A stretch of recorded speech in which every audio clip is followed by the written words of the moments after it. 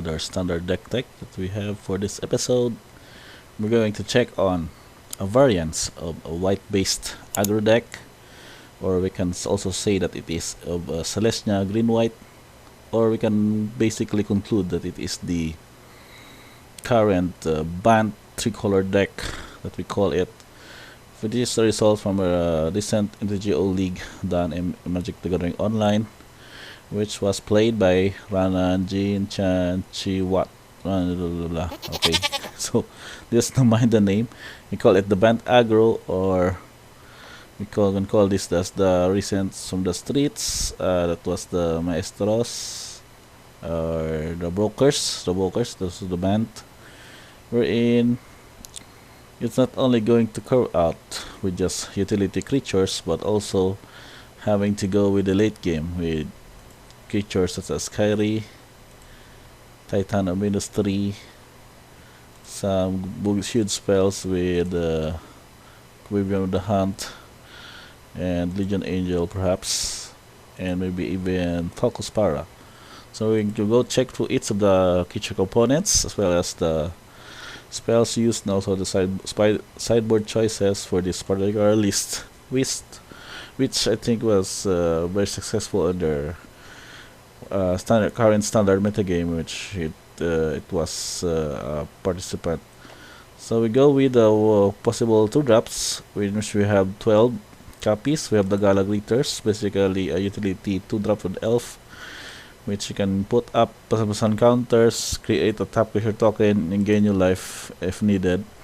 Then we have a Prosperous Innkeeper, wherein will enters the battlefield with a creature token, in which another creature enters the battlefield under your control, gets +1/+1 gain life, and another life gain trigger whenever for these creatures, in which your other creatures would also benefit from with their ATB effects. What's unusual here, aside from the Toggle for the Home, is basically an undrap and a ramp on its own, is the 4 copies of each of Brutal Cathar and Skyclave Apparition. Basically, it is very built on in dealing with the creature aggro, maybe another opponent's lesser creatures, or just basically remove out up to mana cost of 4 or less land permanent, and land or non-token permanent.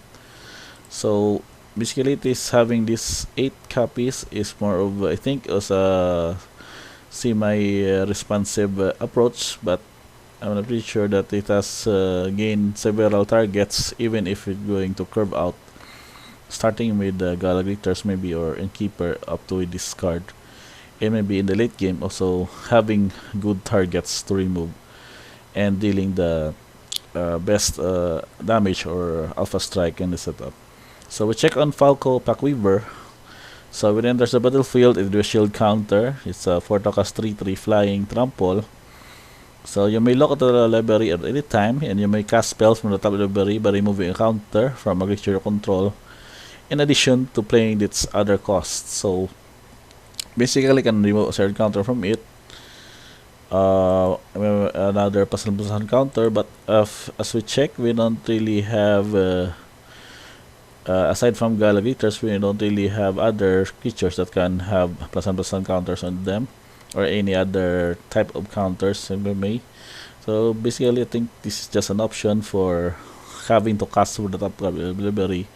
But the point here is going to go aggro with Falco, and basically attacking the air along with the bunch of Legion Angels, and maybe going to go big later on with Kyrie or Titan.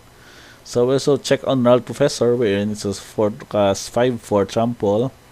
When it enters the battlefield, it goes to learn. You get the lesson card from your sideboard. If you check the sideboard, we have basically just a few options here. Just this one, Containment Breach. We also have Teachings of the Archaics as a card draw. Then the late game Mascot Exhibition. So having 2 copies in the main deck is not really a burden for the setup, because having 5/4 trample on its own, And also the option to trigger the learn is just as I said, an option to reveal out the needed lessons for certain scenario in the battlefield. So along with it, we have one copy of Legion Angel, which you can just basically fetch out its other copies in the sideboard. The 3 copies of Mind Flayer, which is also another creature responsive card, wherein you can gain control of target creature as long as you control Mind Flayer. So basically, you can get out gaining advantage from the opponent's best creature if ever they would get to play on it. If ever they get to survive all of these Burlakatars and apparitions, then you just basically get their best creature with Bant Aggro, and then in the process you can get their best blocker also, in which you can also deal or swing up enough damage on that turn. So Kairi, we check out Kairi as a 6/6 for 6 with Flying Ward 3. I'm not sure its current value is still low, even that its ability is still very relevant, which having to protect itself with 3. It was also a huge beater in the air with the flying ability. And with the dice triggers, you may return a number of target landline permanents with total mana value 6 or less to their owner's hand. So it's basically a bounce on its own. And also having the option to mill 6 cards and then return up to 2 instant or sorcery cards from your graveyard to your hand. Also another good option for having this in the deck, so only just 2 copies just may be viable for search, maybe for search Vivian. I think Vivian has the option to check on a creature card from your library with mana value equal to 1 plus the sacrifice creature's mana value, then put it in the battlefield. This is maybe the option for that for Vivian of the Hunt. And also going with Titan with this 3 as well for the late game, either hard cast or fetch via Vivian. Now we look on other cards here, which these are flip cards for lands. Draw cards equal to the number of cards in your hand plus 1. So basically play out or an option late game for drawing. But I think what I like here is the green version, wherein look at the top 7 cards of the library and you may put a creature card from among them to the battlefield. So if it has mana value 3 or less, it gets 3 additional personal counters in it. So basically you can pitch out a Titan or a Kairi going from the top 7 cards of the library if ever you get to hard cast it in the late game. So for the utility Planeswalkers, the Wandering Emperor 2 copies, also given card for this, and also 3 copies of Vivian on the Hunt. So milling 5 cards and put any number of creature cards milled with your hand, also a good process on this. No wonder the creature choices are basically going with a lot of these creatures in this setup. So we check on the list, the text version, we have about 32 creatures for the setup. Now for the quick check on the sideboard, we'll just have 3 negates. Again, the portable hole for the mono white and mono red negates, mono mid range and control decks, and some more weird rubber chief for added creatures to come up the board. Weird life gain also in a 5/3 trampoline sig. So given this sideboard, basically going with the lessons, the Legion Angels fetch, and just purely going with against mid range or control, you can just basically set out some apparitions, put out the Warhammer and negates, and that's about it.